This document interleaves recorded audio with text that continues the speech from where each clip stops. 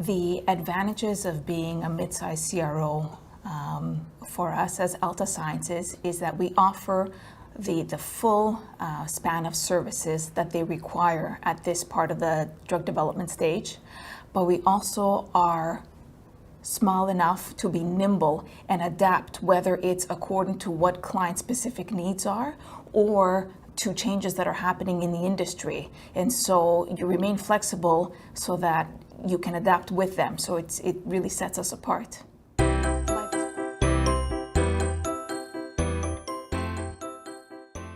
And all of these steps and different processes that we introduced were really meant to ensure that our studies are starting on time and our clients are meeting their required timelines and ultimately their end deliverables, which is to have a nice package study report that they can bring to the next step of drug development.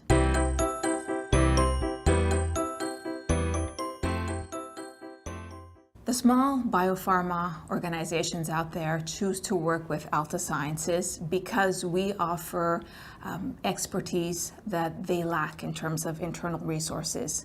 But over and above that, we are very careful in terms of how we oversee their projects, working with them as partners throughout the whole process, from the inquiry stage till the point where we're delivering their final report.